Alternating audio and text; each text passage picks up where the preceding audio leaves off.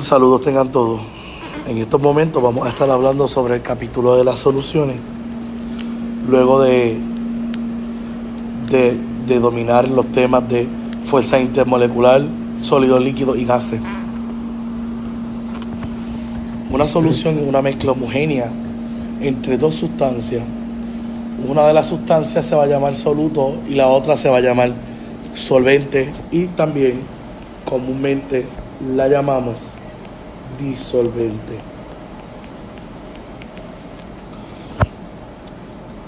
Al componente de la solución que cambia de estado se le conoce como soluto. O sea que el soluto, si entra sólido, probablemente no termine siendo un sólido. Está en menor cantidad y es el que se disuelve. Al componente que conserva su estado de la materia se le conoce como disolvente o solvente. Está en mayor cantidad y es quien disuelve el soluto. Una solución no saturada es aquella que el solvente todavía tiene la capacidad de disolver el soluto. Quiere decir que aún no está concentrada al 100%. Todavía podemos seguir añadiendo soluto y hay disolvente listo para disolverlo. Una solución saturada es aquella que el solvente no puede disolver otra partícula más de soluto. En una sobresaturada se pasó del límite, y al pasarse del límite de soluto en disolvente se forma un precipitado. Un precipitado es un sólido en el fondo.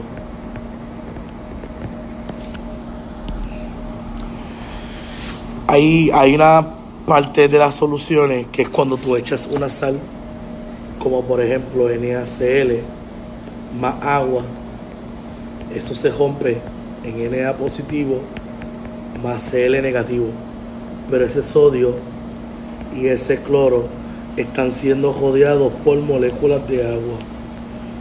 Cuando un disolvente polar rodea a las partículas de soluto, este proceso se llama solvatación.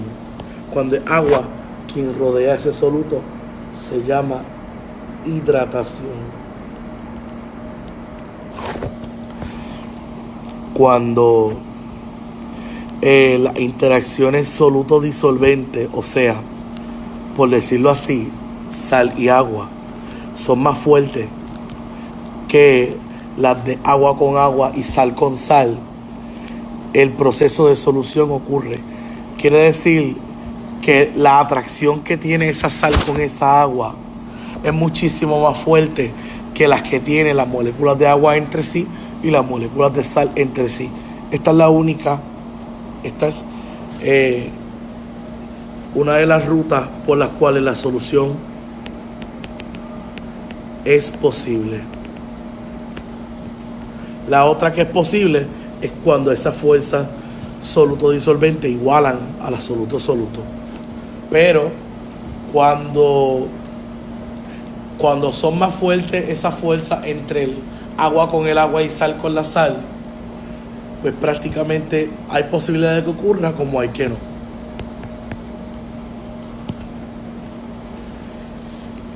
Cuando yo tengo la capacidad de poder disolver ese soluto en el disolvente, yo digo que el soluto es soluble al disolvente. La palabra soluble viene de sólido con líquido. Pero cuando yo hablo de líquido, yo no lo digo soluble, yo le digo miscible. Hay tal ejemplo que la sal es soluble en agua. Y cuando no es soluble se llama insoluble. La solubilidad de una sustancia en otra depende de dos factores. Si se mezclan y además de mezclarse, si las fuerzas intermoleculares son las mismas o bien parecidas. Acá tenemos, hablando de energía y de procesos termodinámicos, la mayor parte de los procesos ocurren porque el resultado final tiene menos energía potencial. ¿Qué significa? Que cuando yo hago un diagrama de potencial de reacción y yo evalúo la energía potencial, me queda que es más bajita de la que comenzó. Lo que está sucediendo aquí es que cuando los gases se mezclan, la energía del sistema disminuye, porque yo tengo un gas puro acá,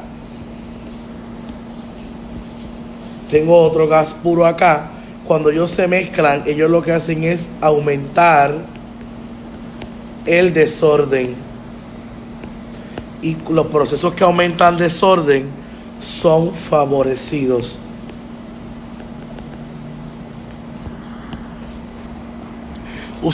Usualmente hay un límite en la solubilidad de una sustancia en otra. Los gases son siempre solubles uno en el otro. Lo de los líquidos no se llama soluble, se llama miscible, se lo dije. Y las sustancias se mezclan porque sus fuerzas intermoleculares son iguales o parecidas. De ahí aparece la ley: igual disuelve igual. Polar con polar, no polar con no polar. Ahora vamos a formas de expresar una concentración. Les presentaré algunas ecuaciones que vamos a utilizar y problemas matemáticos. La molaridad de una sustancia se define como la M grande y en mol de soluto sobre litros de la solución. Molaridad, M pequeña, en mol de soluto sobre kilogramos de disolvente.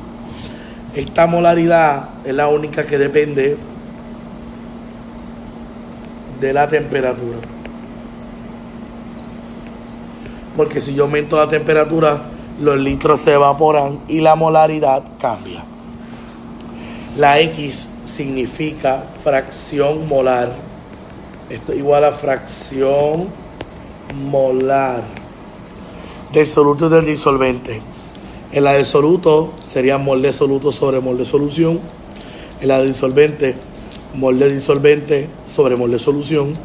El porciento por peso, esto es porciento por peso o porciento por masa. El gramos de soluto sobre gramos de solución. Y la solubilidad de la ley de Henry. Esto aparece por la ley de Henry.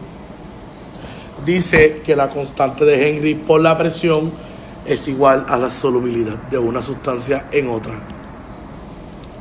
La primera práctica, me dan gramos de glucosa, litro de agua, me manda allá la molaridad y la molaridad. Bien, vamos allá a la M grande, que es igual a mol del soluto sobre el litro de la solución. Esos gramos, si los dividimos entre la masa molar, me da mol, y asumimos que el litro de agua es el litro de la solución.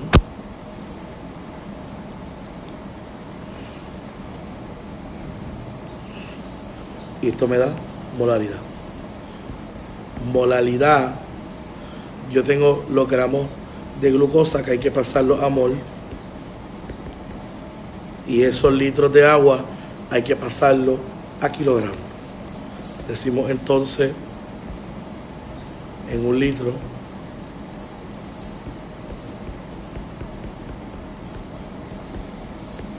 y de mililitros utilizamos la densidad y lo pasamos a gramos, y de gramos lo podemos pasar a kilogramos y me da molaridad. Acá el mismo problema, me manda ya el porciento por peso, así que porciento por peso es igual a gramos del soluto sobre gramos de la solución. Así que 170 gramos sobre 170 gramos más. ¿Cómo yo hallo los gramos de agua? Pues prácticamente tenemos que hacer lo mismo que en el problema pasado y dejarlo hasta gramos. Así que decimos un litro en 1 por 10 .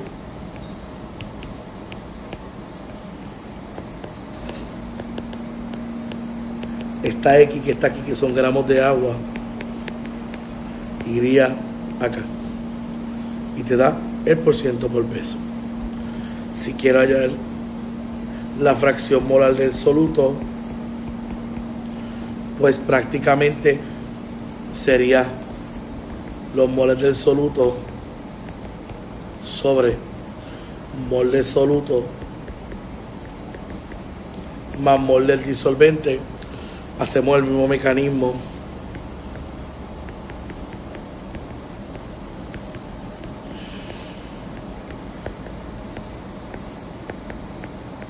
pero de gramos con la masa molar lo pasamos a mol y esos moles van acá. Vamos a hallar la molalidad, que es la M pequeña, en este problema. Así que los gramos de urea, el soluto porque está en menor cantidad, sería 5.46 dividido entre su masa molar. Esto me da mol de urea. Y esos moles de urea, si yo los divido entre 0.215 kilogramos de agua, eso me da la molalidad. Luego, si quiero el porciento por peso, simplemente lo que hago es una suma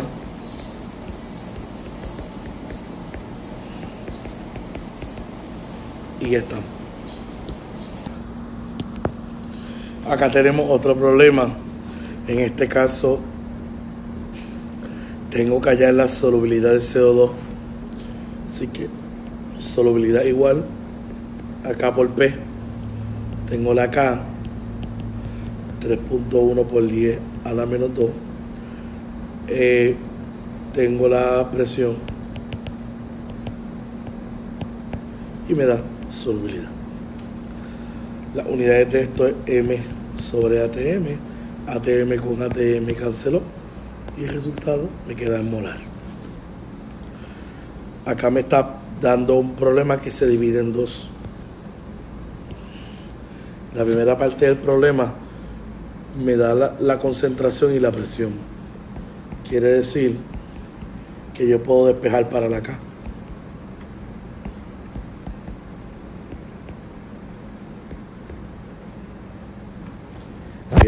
No.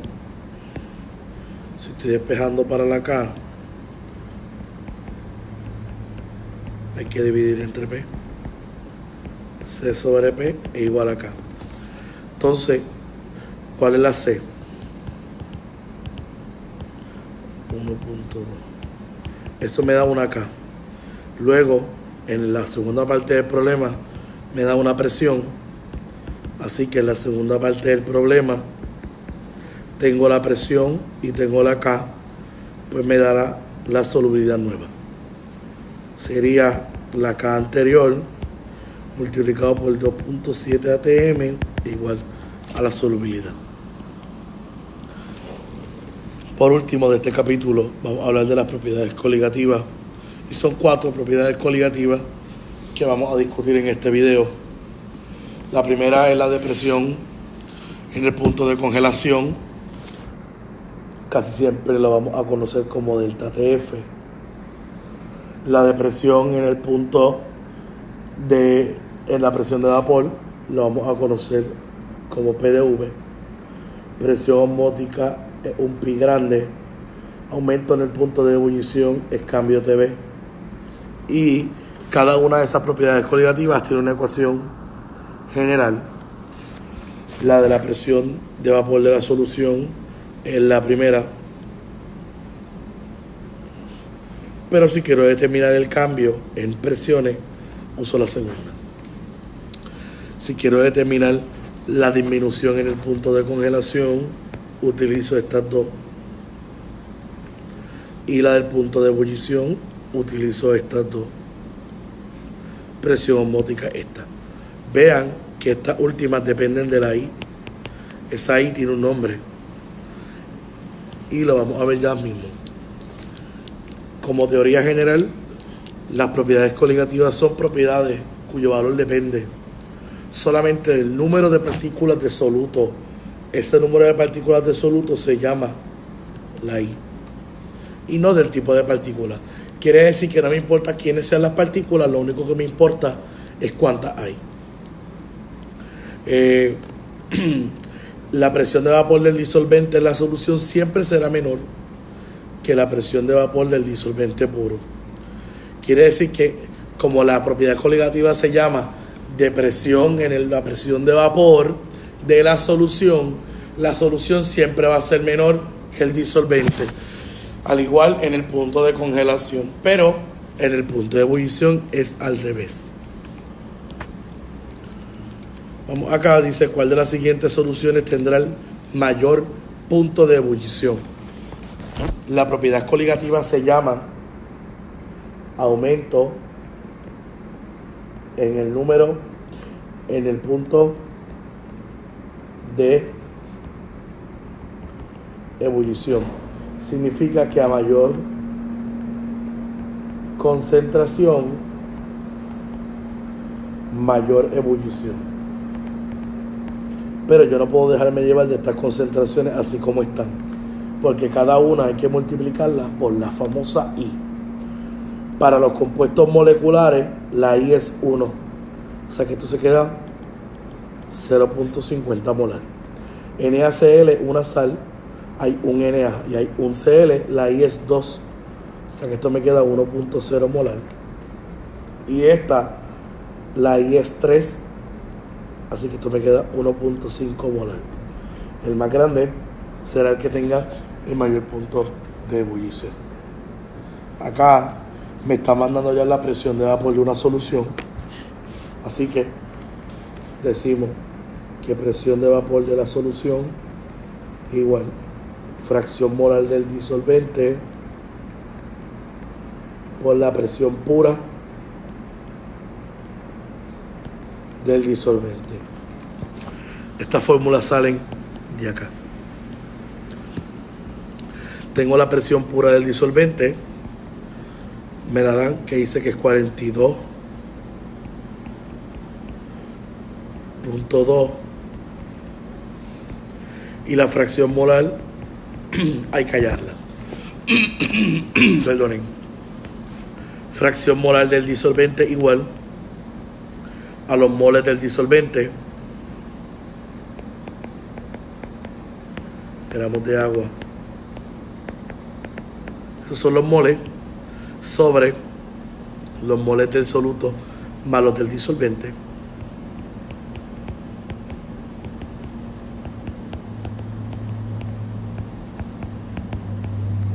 Ese valor de XD va acá. Y se supone que la presión de vapor de la solución sea menor que la presión pura del disolvente.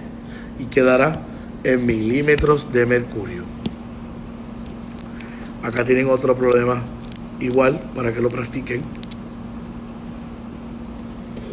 Acá tienen un problema de punto de congelación. En este caso decimos cambio en TF igual I por la MKF. La I para un compuesto molecular es 1. El KF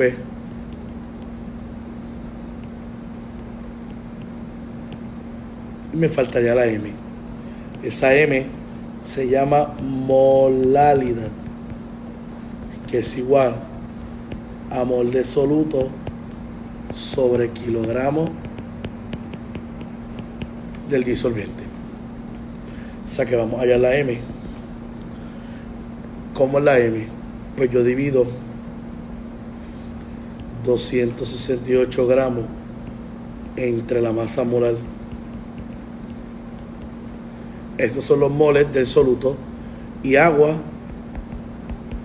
la convierto en kilogramos. Ese valor será M, yo lo sustituyo acá y me daría un valor de cambio en TF.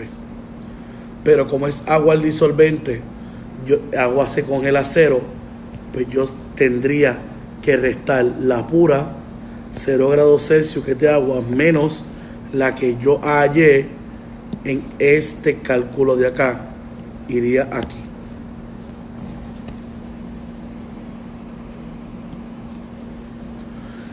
Acá me manda ya el factor de Van Hoff. El factor de Van Hoff no es nada más y nada menos que la famosa I.